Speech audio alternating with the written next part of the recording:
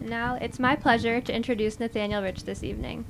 A contributing writer at the New York Times Magazine, Rich is the author of novels Odds Against Tomorrow and The Mayor's Tongue, nonfiction book San Francisco Noir, as well as essays that you may have seen in The Atlantic, New York Review of Books, or Harper's Magazine, just to name a few. Praised by Book Page as the New Orleans novel we've been waiting for, and by the New York Times Book Review as a novel that roils with the inseparable energies of creation and destruction, Rich's latest, King Zeno, takes us to 1918 New Orleans, where the lives of a traumatized cop, a conflicted mafia matriarch, and a brilliant trumpeter converge in the wake of a series of axe murders. To discuss this vibrant historical thriller, Rich will be in conversation with Lisa Page, Director of Creative Writing at the George Washington University. Please join me in welcoming them to Politics and Prose.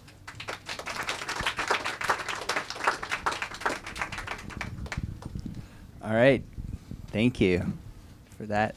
Thank you all for coming, and thank you, Lisa, for being here as well. And Politics and Prose is a special place for me because it's the only bookstore at which I'll have read from all three novels.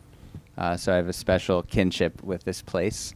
And I suppose I'll begin with a short reading. So King Zeno, the novel. Can everyone hear me all right? Okay. King Zeno takes place 100 years ago in New Orleans.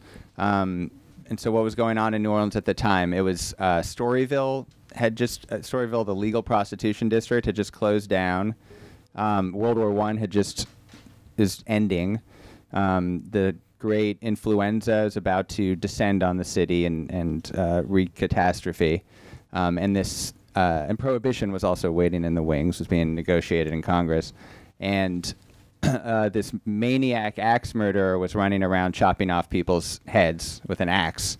And if you think that 100 years ago, if that an axe might have been the common murder weapon to use, I can tell you it was not. It was just as crazy as it would be today if someone was running around with an axe. They had plenty of guns around. So the city was totally spooked and panicked. And at the culmination of this panic, the Axeman sent a letter to the Times-Picayune saying that it was sort of a proto-Zodiac killer kind of thing, or Albert Fish. He said, on such and such a night, I will fly through New Orleans, and anyone who's not playing jazz music will be slaughtered. And before that time, jazz in the city was much maligned by at least the sort of upper crust power structure of the city. In fact, the Times-Picayune itself had run its editorial, extremely racist, I guess, overtones, you would say, denigrating the music and even calling for it to be suppressed in the city of its birth. And calling it a threat to civilization. And so, but on the night of the Axeman's jazz, everybody, the story goes, was playing jazz music in their house and dancing and with the doors wide open. And it's around that time that jazz began to cross over into the great American art form. But until then, it was still considered this dangerous threat. So there are three characters. I'm going to read from a chapter of the first is a cop. He's back from World War I. He's being hailed as a war hero for an act of bravery that he was believed to have performed in this battle in France. In fact, it was an act of extreme cowardice, but nobody knows that. It's his own secret. And ever since returning to New Orleans, where he's a detective, he's been having visions, especially of one of his former comrades, who is a soldier named Leonard Pearl, which he knows have to be visions because Pearl died next to him. So I'll read a section at a baseball game where he's being honored before the game for his heroism. What a glorious day for a ball game. Pale blue heavens, high sun, a casual breeze off the Mississippi, so glorious that even Detective Bill Bastrop, emerging from beneath the grandstand, was momentarily distracted from his inner seethings. The sight of Heinemann Park's vast grassy atrium restored in him the old boyish excitement. The team is the Pelicans, I should say, arrayed across the outfield, lazily warming up in their cream uniforms, their left breasts stamped with a baseball framed by the Star of David. The colors were sharp, the air bright, having been scrubbed by the storm. Rising heat, full sky, nowhere to hide. This was reassuring as Bill had begun to suspect that things were hiding from him. Strange things hiding in full sight, glimpsed in his peripheral vision.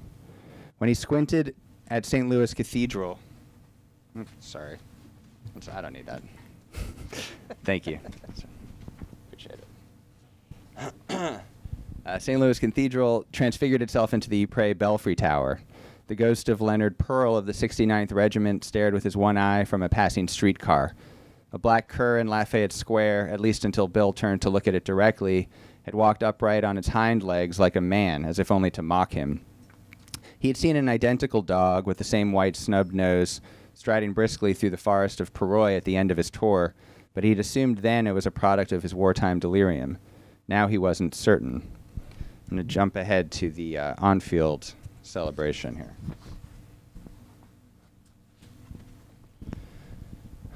So the owner is hailing him on the pitching mound before the first pitch. Detective William Bastrop, 1st Ward, was fighting in the trenches at Rouge Bouquet when a shell landed on the roof of his dugout.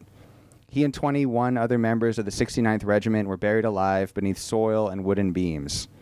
Men doffed hats and wiped brows with handkerchiefs. Exhibiting tremendous fortitude and valor, Detective Bastrop escaped his muddy grave and, in the midst of bombardment, summoned aid for his trapped comrades. To his surprise, the crowd rose, the front sections first, followed by those behind. Soon the entire stadium was cheering, including the Pelicans and the Travelers, who stepped onto the top stair of their dugouts. Even Mays, his wife, applauded. What did they think they were applauding? They weren't applauding for him, he was certain, at least not for what he had actually done in the forest of Perroy. But the force of the roaring stadium began to work on him. Maybe he had achieved something great. Wasn't the ardor of the applause all the evidence he needed? He'd brought them joy, after all. They were cheering the idea of heroism or themselves, applauding their own freedom. It was no small thing to make people feel freedom with such force that they rose to their feet and clapped their palms together. Hero or coward, it had led to the same place, hadn't it? It all came out the same in the end, provided that the truth remained hidden. 3 Pelicans stood in a line behind home plate to receive the pitches. Mestry threw first an impressive zip, from Maloney a lazy lob. As Bill cocked the ball behind his ear, he spotted behind the visitor's dugout, about 8 rows back, sitting beside a trio of starchy sailors in starched white uniforms, a single person who did not applaud. The man stood out because of his attire, a forest green greatcoat, much too heavy for the season, and a black bowler, which marked him trebly, for he was also the only person in sight who had neglected to remove his hat. As Bill began to wheel his arm, he realized that the man wore an eye patch. Bill's pitch veered violently awry. A ball boy standing in front of the Pelicans' dugout dove theatrically out of the way. The crowd laughed, and everyone took their seats. The Pelicans filed out of the dugout, jogging lazily to their positions. Bill looked wildly for Leonard Pearl. His gaze fell on a teenager gurgling a Dixie, and children's faces stretched into scream masks, and a woman blithely fanning herself with a program before at last he found the white uniforms of the 3 sailors. He scanned to the end of the aisle, expecting to discover that Pearl had reconstituted, transfigured, or transformed into a different person. But it was worse than that. The seat that Pearl had occupied was empty. He was gone, which meant that, in the first place, he had been there. So Pearl is a threat, and we're not sure as we're reading this book that he even really exists, because Bill is suffering from post-traumatic stress syndrome, but also he's a tortured man. Yes, he knows he's done this terrible thing, but he's being lauded as a hero. Were you trying to do something there in terms of? I guess I'm always trying to do something. I felt that with the novel, the novel, the ideas of the novel, this time, this period, and the subject, all of what was going on in the city at this time, that it called for a kind of a noir approach. And I feel, you know, if jazz is the great American art form, I feel like noir is sort of right behind. And basically the classic premise of noir, and not just in film, but noir literature, is the classic premise is somebody who's, you know, down on his luck, has some kind of shame or regret or guilt about some past action, and tries to overcome it, tries to right things, but in doing so only drags himself down further into the muck. And that is the case with, I think, all three of these characters are all at the outset of the novel trying to escape some element of their past and hoping to achieve some level of grace or even immortality, and yet the haunted by the people they are deep down.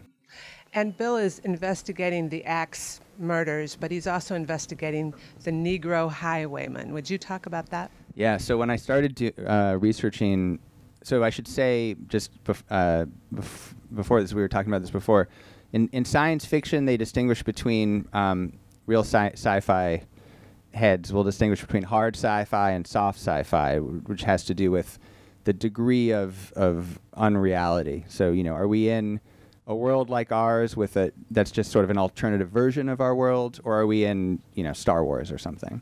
And I felt with this novel I wanted it to be what I thought of at least as hard historical fiction, in the sense that all of the public facts, the public record, any facts that would appear in the public record are accurate. So that means the dates, the details of the Axeman case. The book begins with some newspaper articles, which are real articles from this period, which are written in this fantastic, florid, dramatic style, which for me is what drew me in part to this whole period. And so as I started growing interested in this unsolved Axeman case, which was never solved, and reading newspapers from this period, I came across this other panic that immediately preceded the Axeman panic, which terrorized the city, which was the highwayman panic. And highwayman is essentially the term for a stick-up artist. And what it was a kid, 18 or 19-year-old African-American boy in New Orleans who started to do a series of holdups over the course of a couple weeks. And it escalated to that, so that he was doing basically one a night. And it was all pretty, I mean, from the vantage point of today, seems all very tame. He didn't really hurt anybody. He took just a couple dollars here or there, or a watch. But he was targeting white people. Or at least a lot of the victims were white. And so there was a racial hysteria predictably ensued. And so there started to be all these revenge murders throughout the city of just innocent black people in New Orleans just being pulled over and shot. The newspapers didn't really dwell on that part of the story, but reading it from the vantage point today, that's what really stood out to me. And I also found out that so the highwayman case culminated with the execution of a cop who was on patrol one night, when basically the city police chief said, everybody's going on to this case and we're going to patrol the streets until we find this guy. And that night a cop was murdered. Now, there's no evidence that suggests that the stick-up artist killed the cop. But that was the conclusion that was drawn, of course. And after the cop died, a couple days later, they got this highwayman. His name was Frank Bailey. And he was later hanged, despite his pretty poetic protestations, in which are also in the novel, attesting his innocence and the unfairness of it. But what really stood out was that the cop who was killed, whose name was Theodore Obitz, was the cop on the first Axeman murder. And the day before he was murdered, there was an article in the Times-Picayune saying that he was on the verge of solving the case. So once I saw that, I felt like I had to solve it. And also with the Highwayman, he has a partner whose name is Slim Izzy Zeno, who's also a jazz musician. Yeah, I could. Yeah, so Isidore Zeno is the second character, and he's a jazz musician who's struggling to get gigs, and especially, Storyville closed. Storyville, the brothels in Storyville and the honky tonks were also one of the main places to hear jazz, where it was acceptable to play. So as the novel begins, he's having trouble getting a job and also trouble getting appreciation for his talents, but he has a secret, which is that nobody knows, which is that he's the greatest jazz musician ever to have come around.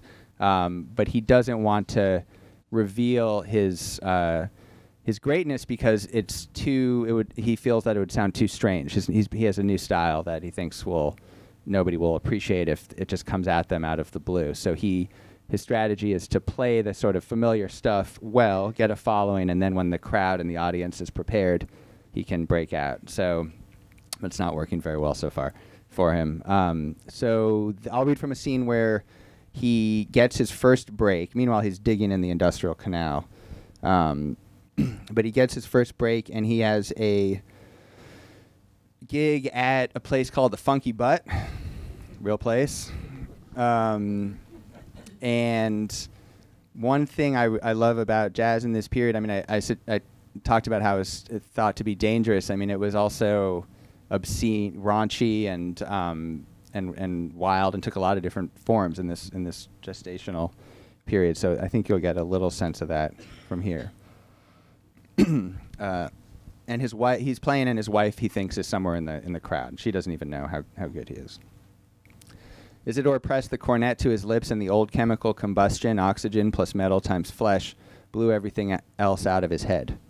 He'd heard other players describe performing as a jubilant mindlessness, a physical sensation as ecstatic as sexual euphoria, but that wasn't quite right. He used his mind, too, running through scales the way Mr. Davis at the waif's home had taught him, calculating fourths and fifths, adding crooks, slurs, and drags, scanning ahead 4 bars in anticipation, posing and within milliseconds resolving questions of harmonic density, chordal patterning, and understructure, all of which was a way of saying he was playing what he thought would sound good. But good was an understatement. It was east and west, top and bottom, in and out, all at the same time. It was chaos and freedom. So even as part of his mind was occupied with time signatures, this other greater part of him reached beyond time. Wasn't that the very definition of immortality? What use then did he have for the Roosevelt Hotel when he had everything he desired right here in this old choir, before an audience that was camel walking and kangaroo dipping and chicken scratching like maniacs? The red tea kettle overflowed, and people began to line their coins in pious rows along the lip of the stage. The other fellows felt it too. From the moment Drag started pulling on the bass, he hadn't coughed once, and Sword Dick hadn't scowled. You could hear his elation in his attack, the keys babbling like a brook before cascading in a waterfall of notes, splashing the crowd. Yes, Dick was downright giddy. He tapered, his cascade dwindling to a ripple, and finally eddied back into the melody. The chorus rose around them, and the crowd joined along. I'm not going to sing this. Make me a pallet on the floor, make me a pallet on the floor, make it soft, make it low, so your sweet man will never know. Zuddy blasted the hi-hat, the signal for the band to return to the refrain for another 8 bars. Then it was Isidore's turn. He pointed his horn to the sky like a telescope, the way Buddy Bolden had done, made his chest as big as a keg, and blew until he felt his eyes pop. The audience was with him now, and his spirit was high, so when the key shift presented an opening, he launched into one of his own tricks. Just a little one, a taste of the new style growing inside him. Braiding appoggiaturas with achacaturas, he made his horn cry like an infant, a furious, overtired, hungry infant, wanting his mama's milk. The crowd cried back at him, whining and wailing until the entire funky butt was shrieking like a big colicky baby. Isidore meant to transition a chicken dog, but the fever in the butt had crested and he couldn't delay the inevitable any longer. He shouted the name of the number to his bandmates, and those standing close enough to the stage to hear it started screaming. The excitement carried the length of the room, the rest of the crowd anticipating what was coming. And to think, somewhere out there, Orly was watching. He couldn't wait to hear what she had to say. She'd finally understand why he loved this indescribable, maddening music. She'd know, after tonight, that he wasn't just good. she'd know he was the best. Cats and dogs, he yelled, doing his best imitation of the Reverend. Lambs and lambskins, this one is called The Whore's Gone Crazy. And Izzy, as you mentioned, is also working on the industrial canal. He's the highwayman's assistant for a few gigs, but he gets away when Bailey is imprisoned. Izzy escapes, but he's also working for the industrial canals, the dig, and that leads us to who's running the industrial canal. Your third character, Beatrice Vizzini. Yeah. So she's a matriarch of this. She runs this construction firm called Hercules Construction, and they've somewhat surprisingly managed to secure the contract to the entire industrial canal. And she also she took over this family business after her husband died under somewhat mysterious circumstances as well. But her idea is that they run a protection racket, and her idea is that the canal is the family business's ticket to legitimacy, and more than that, and profitability, but really a legacy, a legitimate legacy. And her greatest hope is that her son, her only child, whose name is Giorgio, will take this over and carry this forward. Unfortunately, Giorgio appears to be a moron and has no desire to help in any way, is not really interested in the family business.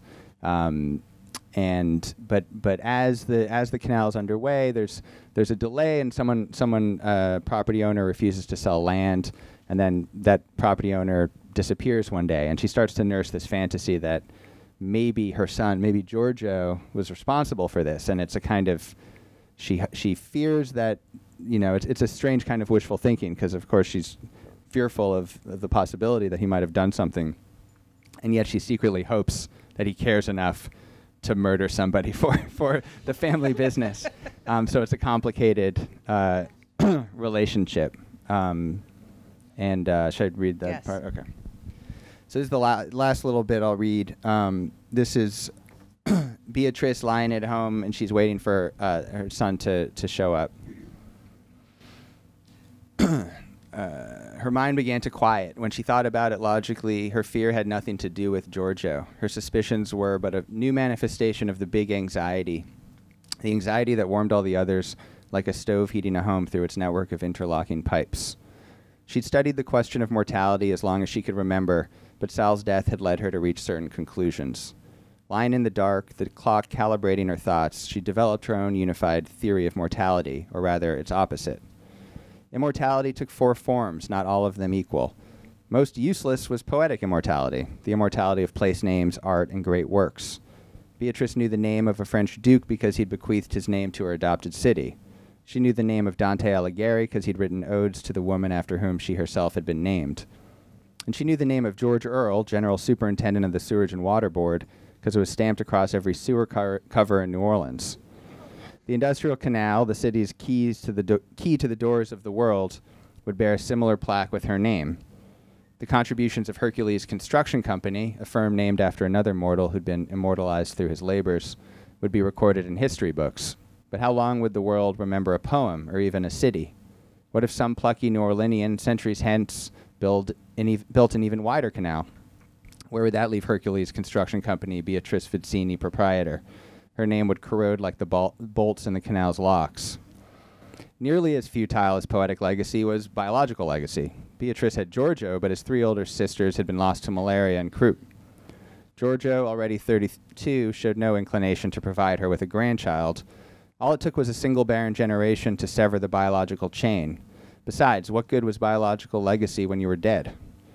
As for the immortality of the soul, she had her doubts, but just in case, she had Lizzie, her maid, deliver a $2 banknote every Sunday to Padre Scramuzza at St. Mary's, served as an honorary principessa in the annual Santa Rosalia parade, and invited the entire neighborhood to her St. Joseph's Day party, for which Lizzie prepared an altar decorated with candles, chalices overladen with cherries, and pastries molded into the shape of doves, hammers, and wreaths.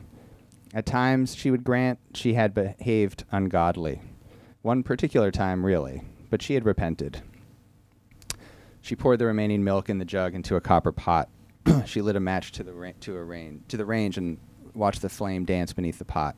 As a schoolgirl, she was made to memorize a line of poetry. If I thought my answer were to one who had ever returned to the world, this flame should stay without another movement, but since none ever returned alive from this depth. The fourth, and by far most desirable form of immortality, was not dying. The most recent number of Popular Science Monthly reported that the average life expectancy of an American woman had increased from 50 years to 57. And that was just since the turn of the century. There were various explanations, chief among them advancements in public hygiene and early identification of disease. The Anopheles mosquito had been nearly eradicated from American cities, if not from the canal site, by the wide distribution of quinine. Malaria would vanish from the continent within a decade. Science was gaining rapidly on death. An editorial in Nature speculated that increases in life expectancy would soon keep pace with the rate at which one aged, making immortality a mathematical possibility. Was it crazy to believe that by, say, 1940, life expectancy might increase 2 years for every 2 years that passed? Beatrice only had to make it to 1940. To ensure that she would, she took every second night an immortality bath, a remedy used by every centenarian she'd known as a girl in Palermo, a tub of scalding water mixed with essential herbs. As she soaked, she felt her pores open like the tiny mouths of feeding chicks, the quotidian poisons draining from her lymphs. Because one also absorbed toxins from insufficiently masticated food, she was a diligent Fletcherist, chewing every mouthful at least 32 times before swallowing. Each morning, she squeezed half a lemon into a glass of milk, waited for it to coagulate, and ate the chunks with a tab of honey, following the example of the Russian longevivist Eli Michnikov. Lactic acid increased lifespan, everybody knew that. Even the chief chemist of the U.S. Department of Agriculture had endorsed the life-conserving properties of sour milk in its various forms, yogurt, labna, and kumis. This diet, combined with Giorgio's weekly osteopathic treatment, I should say he gives her a weekly, he's sort of an amateur osteopath. It's a little creepy.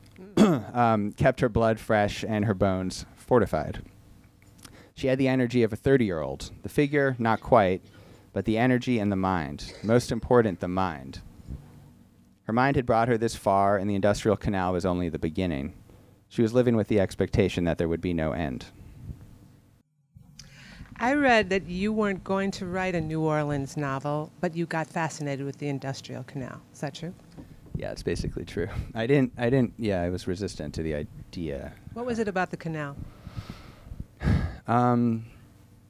The canal, so the whole city of New Orleans is basically a war against the natural landscape, in the sense that there really shouldn't be a city there, for all kinds of reasons, whether the land is subsiding. Early explorers complained of the insane quantity of mosquitoes and disease. And of course, originally the Mississippi would change its route every year, so it would flood in one direction or the other before they hemmed it in with levees. And over the centuries, there's just been one sabotage after another of anyone living there. And of course, we think of hurricanes and flooding since then.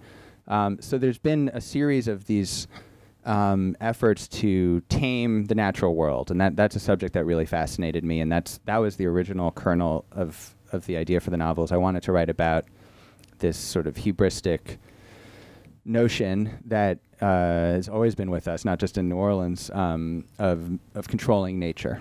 And the canal, the idea of the canal is to dig a river that ran straight through the city, running from Mississippi River to the lake, with the promise that it would bring economic prosperity because of a lot more ships to come in. It would allow shipbuilding facilities.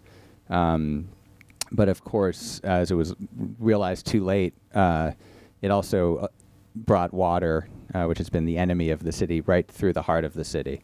And every hurricane and horrible flood since then has essentially been exacerbated by the canal. So the canal created what's now known as the Lower Ninth Ward, which most people know from Katrina, that was the canal flooding into the lower Ninth Ward, but it had flooded on many previous storms as well, and so that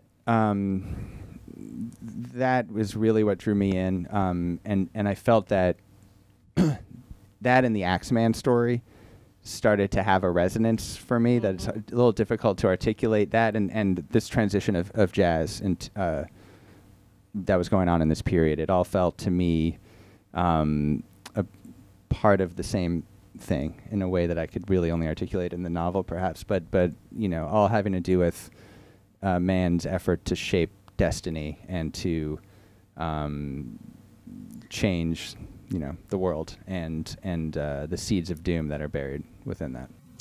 The environment's been a theme in your work anyway, and I'm just wondering, how do you view, what's the role of the writer in terms of activism?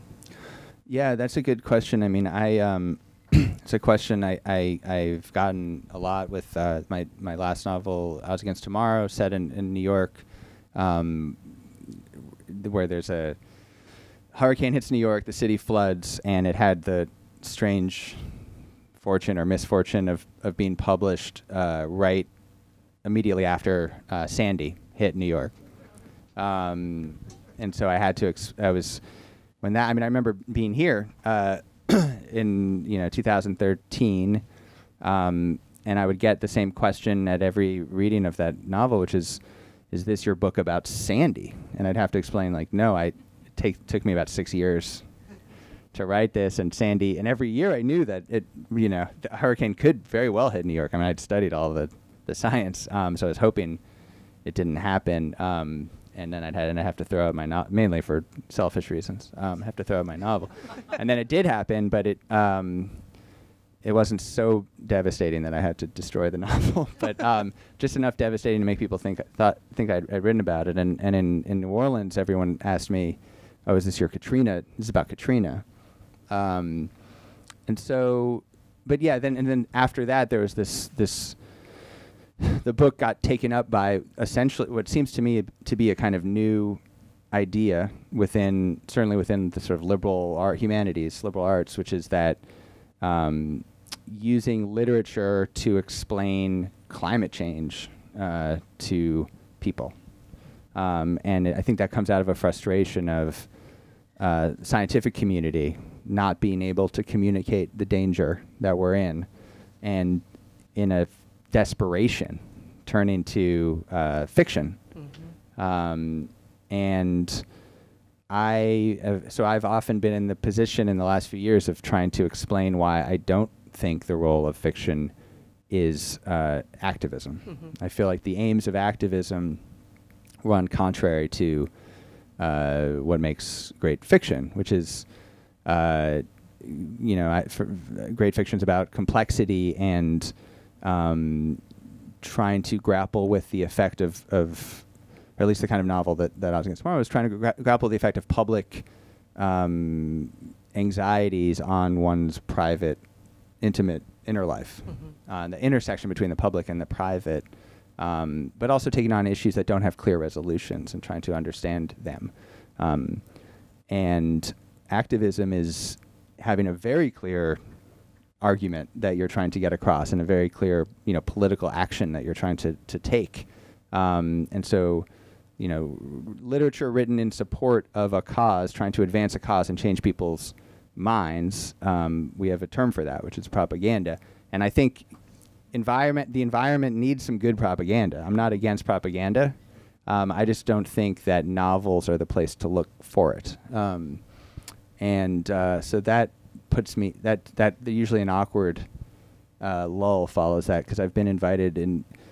There are all these new sort of interdisciplinary things going on at universities with English departments and science departments coming together, and I feel like it's not the most effective way of going about things. So I find myself disappointing people a lot. But I think you can't have the two go together. I don't think the two go together. I think there's great propaganda and there's great fiction, and they do different things.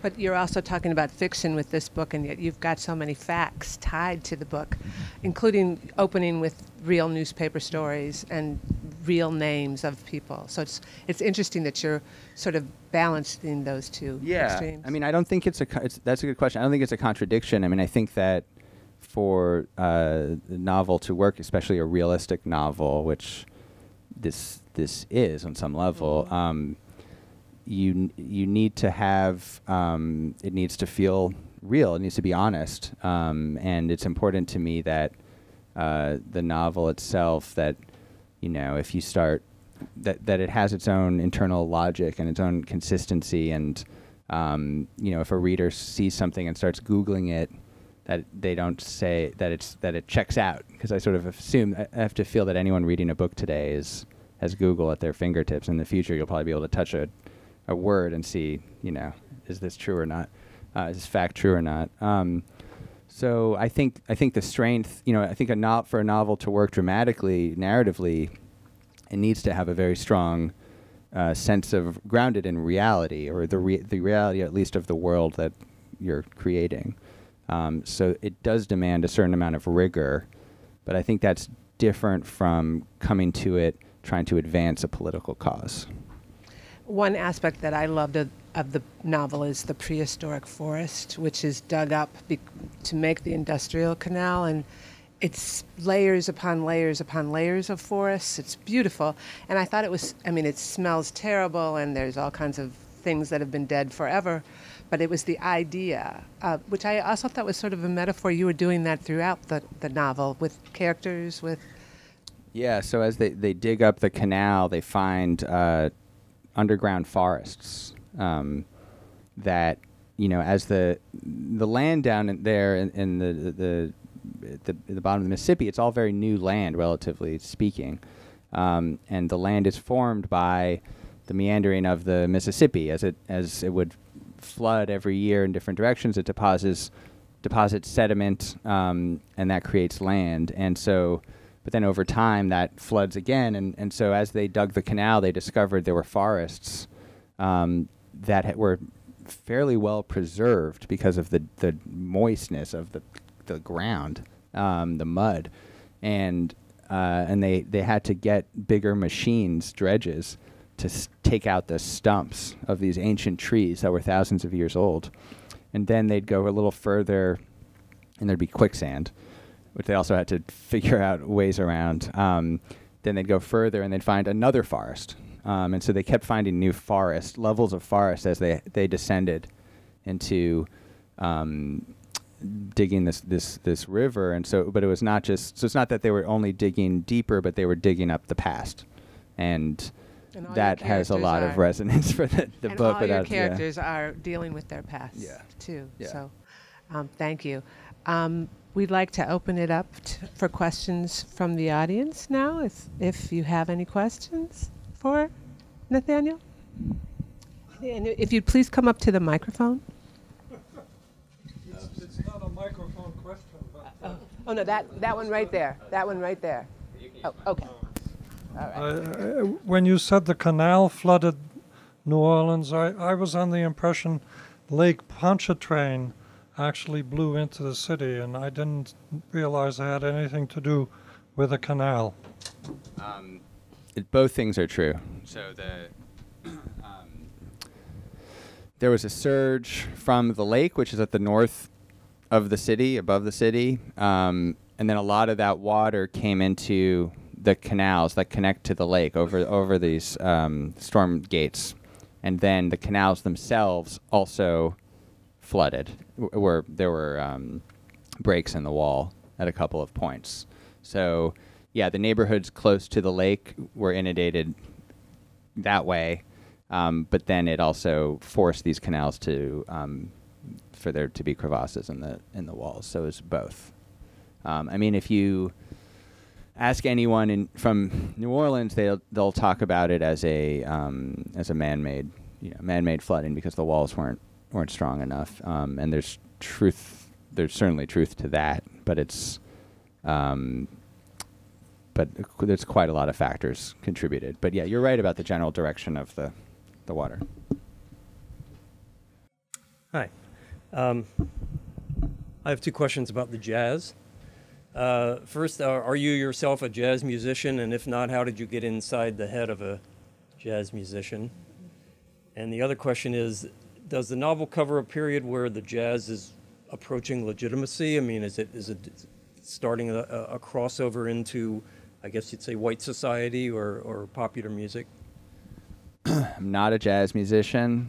I had a band in high school. It's not jazz. And yeah, I'm not a jazz musician. I'm also not matriarch of a crime family or a manual labor or a cop, detective. But that's what's fun, about fiction is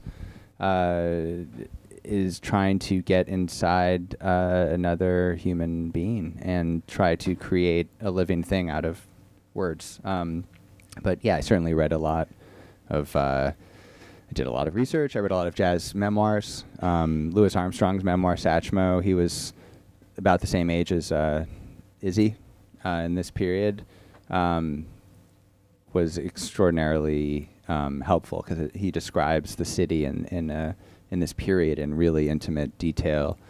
Jelly Roll Morton's Conversations with Alan Lomax, which were published as a book, they're more fun to listen to, the tapes in the Library of Congress. But that is a couple years earlier. He was out of New Orleans by this year, but that was another great source of material, vernacular, and secondary sources as well. And I mean, I could go on about the research, but that wasn't really your question. And in terms of jazz crossing over, it's of course you can find various books debating about when the jazz crossed over, when it became a popular form, what were the inflection points, who were the innovators, who's responsible for what. It's extremely contentious, but in 1918, when the novel begins, a lot of musicians had left because it was so hostile. The city was so hostile to the music. So a lot of the people like Buddy Bolden was already in an insane asylum. King Oliver, who had to work as a butler in the Garden District, and it's his band that Armstrong got his start in. He had left to go to Chicago, where there was starting to be some excitement about the music. Jelly Roll Morton had gone to California. And Armstrong himself that year got on a steamboat that in a band that was run by an orchestra run by a guy named Fate Marble, and they were going up and down the Mississippi. And so the city had kind of emptied out, and then the influenza came, and there was essentially no public gatherings for 6 months. So it was this pause. But then, starting around 1918, 1919, it starts to flourish, both in Chicago, New York, California, to a slightly lesser extent, and then it starts to pick up back in New Orleans. But really, for a period of time, it was all the great musicians kind of left New Orleans because it was so difficult to make it there, and it wasn't until later that people started coming back, or that the music was really appreciated locally, as it is now. But of course, an irony of the story is that this music that was seen, and a culture that was seen as a threat to not just New Orleans public life, but civilization, now is essentially the culture of New Orleans. And the great industry in New Orleans is not shipping, or it's not its significance as a port town, which Industrial Canal did nothing to salvage, but it's tourism, and the heart of the tourist identity of the city is essentially jazz. So that culture has taken over the whole thing. I was very touched by your description of the atmosphere of jazz music, and I happen to be a musician. It's very poignant, and came to my mind immediately, if you've seen, comparing it with a discussion of a movie that I didn't particularly like as a movie, but the philosophical discussion, what is modern music and jazz as a way of living, in La La Land. if you've seen it, remember the character tries to be a jazz musician, and then this bebop group is playing, and he tried to explain what a organization, improvisation, and that atmosphere. And I must tell you, without paying an empty compliment, the atmosphere you describe of a mind of a jazz musician, and all these things, including the feeling of colic of a young baby, which you may be experienced, I don't know. Nevertheless, that's very poignant, and I myself identify with that better than what I've seen in La La Land, which was also interesting comparison. Thank you. I haven't seen La La Land, to admit, but don't bother. No. But I appreciate that. Yeah, we have mixed views on La La Land in the room. So I'm curious about your interest in the environment, and maybe you could talk, you sort of touched on it a little bit, but the distinction that you make when you're writing about that for nonfiction versus fiction, like what you're going after. Yeah, I don't think it's really that different. I mean, in the nonfiction that I write about the subject, I also try to stay away from any kind of activist impulse, because it's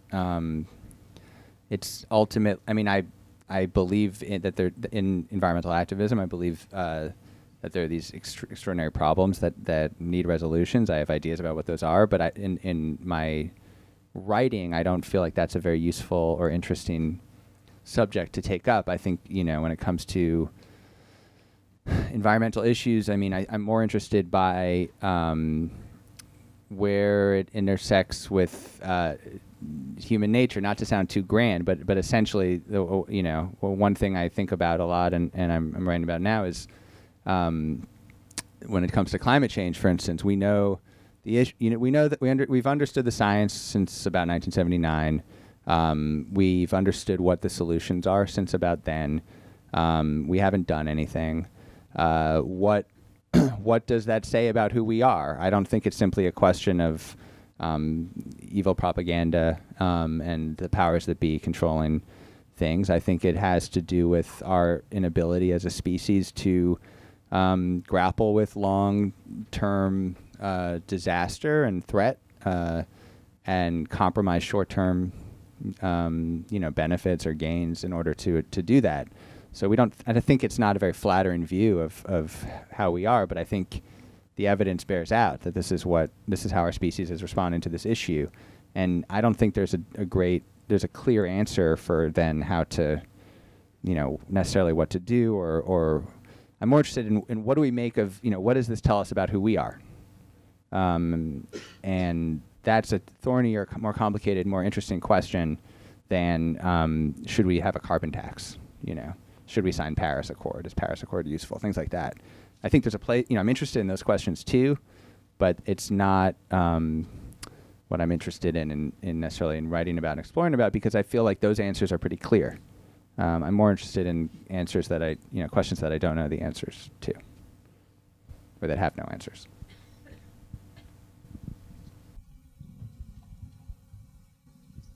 As a writer of novels and of nonfiction, essays and articles, how do you balance your time, and how do you organize your headspace to do both?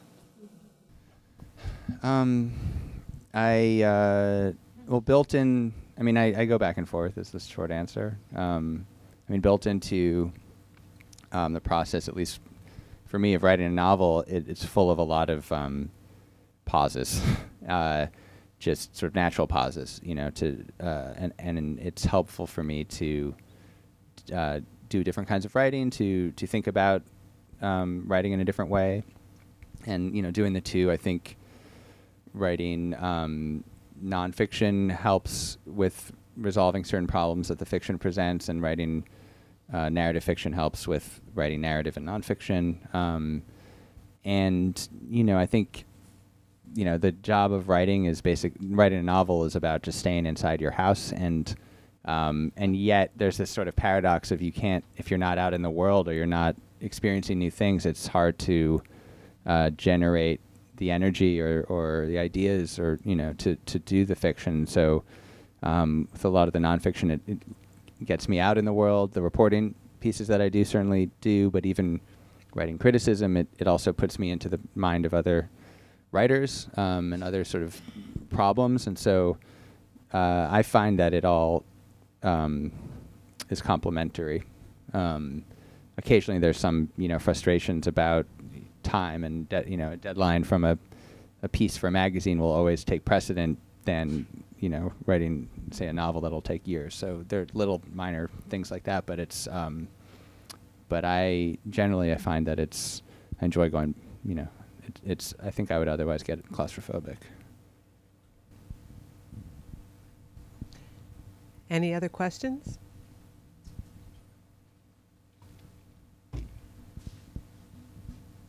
In New Orleans, there's a negative stereotype of people from outside of New Orleans who move to the city and claim to know it. They call them transplants. Whether or not that's justified, is that something you've had to deal with? And have you gotten any pushback within the city from being somebody not born and raised in New Orleans who writes about it? Yeah, that's like the big reason I was really resistant to writing a novel about New Orleans. And especially in this moment, it's not really post-Katrina moment, but maybe post-Katrina moment. There's a lot of anxiety about people from the outside coming in and reinventing the city and changing it in ways that suit them but don't suit the city. And that's been a big conversation locally. And so I felt with this book that I still think I would feel very uncomfortable writing about contemporary New Orleans, and writing about, Katrina or post-Katrina New Orleans. But I felt like if I went back 100 years and did the research and that I could become the world's authority on 1918 New Orleans. And I feel like after spending almost 6 years in 1918 New Orleans, I can assert that with some confidence. And so that gave me you need to write any novel or anything, you have to have some level of confidence and that you can have an authority. And so that was how I developed that authority to write this book. But I think it would be much more complicated and political if it was something written today. But we think about New Orleans having this great literary tradition. Pretty much all of the great novels and novelists we associate with New Orleans were transplants. So I think there's a long tradition of that, and the city also is extremely receptive of self mythology.